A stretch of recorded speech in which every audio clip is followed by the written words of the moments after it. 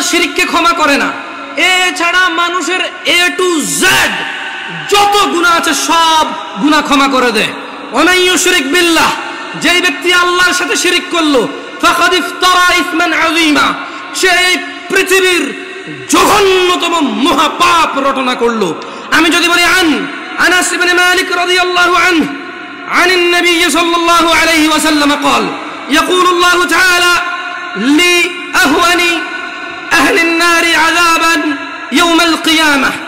আমি যদি এখন বলি যে আল্লাহ তাআলা বলেছে তিনি শিরকের গুনাহ ছাড়া সব গুনাহ ক্ষমা করে দেবে, শুধু শিরকের গুনাহ ক্ষমা করবে না, যে ব্যক্তি শিরক করবে সে পৃথিবীর সবচেয়ে বড় পাপ রটনা করলো, এতে কওমি দেওবন্দি সুন্নি কার অসুবিধা আছে? আমি আমার মাহফিল এভাবে করেছি, আমি এটাও ডিক্লারেশন করেছি, আমি গোপনও করিনি। আমি বলেছি আল্লাহর ঘর ছাড়া ইবাদতের কোনো ঘর নেই।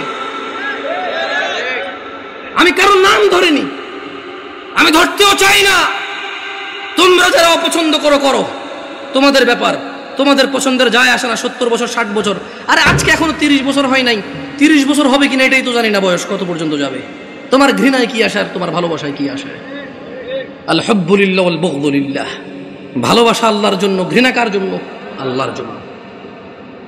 এই দেশের মাটিতে আমি অতদিন মাহফিল করব যতদিন আমি সবার কাছে গিয়ে মাহফিল করতে পারি। আমি গত বছর মাহফিল করেছি, সব মাহফিল আমার আগে পীরজাদারা করেছে, মানে আমার আগে যিনি বক্তা ছিল তিনি পীরজাদা, কোনো পীরের সন্তান, উনি মাহফিল করেছে, এরপর আমি উঠেছি, আমি আমার মাহফিল করেছি আলহামদুলিল্লাহ। যখন বলেছে মুনাজাত দেন, আমি দোয়া করে দিয়েছি, এরপরে বলেছি মুনাজাত দেন, ওনারা বুঝতে পারেনি যে আমি দোয়া করেছি। তো আমি বলেছি যে মুরব্বী একজন কাউকে দিয়ে আপনারা দেখেন, আমি আসলে আমি সিম্পল কথা বলে দেখেন, দোয়া কি? দোয়া মানে মানুষ তার নিজের চাহিদা সুবিধা অসুবিধা কার কাছে বলবে? এবং আল্লাহর কাছে সুবিধা বেশি পাওয়ার জন্য বলবে, যে অসুবিধাগুলো রয়েছে সেগুলো থেকে পরিত্রাণের জন্য আল্লাহকে বলবে, এটাই দোয়া। বুঝতে পেরেছি?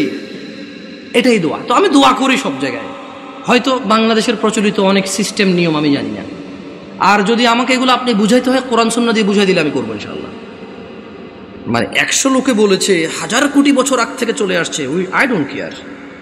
আপনি বলেন, একজন মেতর মুচি এসে যদি বলে যে জামশেদ তুমি ভুলে গেছো তোমার রাসূল এভাবে বলেছে, আমি বলবো আমাকে ক্ষমা করে দাও, আমার অপারগতা, তুমি আমাকে এই তথ্য দিয়ে আমার উপকার করেছো, তুমি আমার ভাই, আমার কলিজায় আসো। আপনি যত বড় কিছু হন, যদি বলেন যে এটা 50 বছর 200 বছর থেকে চলে, ওনারা কি জানতো না? আমি বলবো ওনারা জানে নাকি জানে না আমি জানি না, তবে আমি জানি না। শোনো নয়াপাড়ার মানুষ, আল্লাহর দিকে ফিরে এসো, তোমরা শিরিক করিও না। তোমরা মনে করো তোমরা শিরিক করো না। ও যুবক বৃদ্ধরা, যারা তোমরা ফজরে ঘুমিয়ে থাকো, জোহরে আড্ডায় থাকো, তোমরা আল্লাহর দিকে ফিরে আসো, তোমরা আল্লাহর দিকে ফিরে আসো, তোমরা আল্লাহর দিকে ফিরে আসো। আল্লাহ ছাড়া তোমাদের কোনো নিরাপত্তা দানকারী নেই। মুহাম্মদ সাল্লাল্লাহু আলাইহি ওয়াসাল্লামের অনুসরণেই তোমাদের সফলতা। আল্লাহ তাআলা বলছেন, মান ইউতিউর রাসূল ফাকাদ আতা আল্লাহ, যে রাসূলের অনুসরণ করলো সে আল্লাহর ইবাদত করলো। ওয়া মান তাওয়াল্লা, আর যেই ব্যক্তি এটা থেকে মুখ ফিরে নিল, ফামা আরসালনাকা আলাইহিম হাফিযা, ও মুহাম্মদ সাল্লাল্লাহু আলাইহি ওয়াসাল্লাম, যেই ব্যক্তি আপনার দাওয়াত থেকে সরে গেছে তার প্রতি আপনাকে আমি পাহারাদার হিসেবে পাঠাইনি, যা খুশি করতে দেন। ইন্না হাযিহি তাযকিরা, এই কুরআনুল কারীম হচ্ছে আল্লাহর উপদেশ। ফামান শাআ আত্তাখাযা ইলা রাব্বিহি সাবিলা, এদের মধ্যে যে দাম্ভিকতা করে করুক, এদের মধ্যে যে অস্বীকৃতি করে করুক, এদের মধ্যে যার যা খুশি করুক। ফামান শাআ আত্তাখাযা ইলা রাব্বিহি সাবিলা, এই কুরআনুল কারীম, এই হাদিস, এগুলো হচ্ছে আল্লাহর পক্ষ থেকে উপদেশ। যার খুশি সে মেনে নিয়ে জীবন গঠন করবে, যার খুশি সে মানবে না, মরে গিয়ে জাহান্নামে নিক্ষিপ্ত হবে। জেনে নাও নয়াপাড়ার মানুষ, তোমাদের রব বলছে রাসূল সাল্লাল্লাহু আলাইহি সাল্লামের অনুসরণে রয়েছে সফলতা। তিনি বলেছেন, লাকাদ কানা লাকুম ফি রাসূলিল্লাহি উসওয়াতুন হাসানা।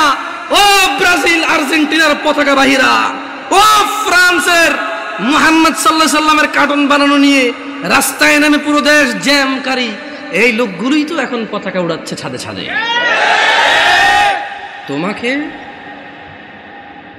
তোমাকে অপমান করতে আসেনি। ওয়াল্লাহি আমি নিজে এমন অনেক অপরাধী, যখন আমি এই অপরাধে থাকি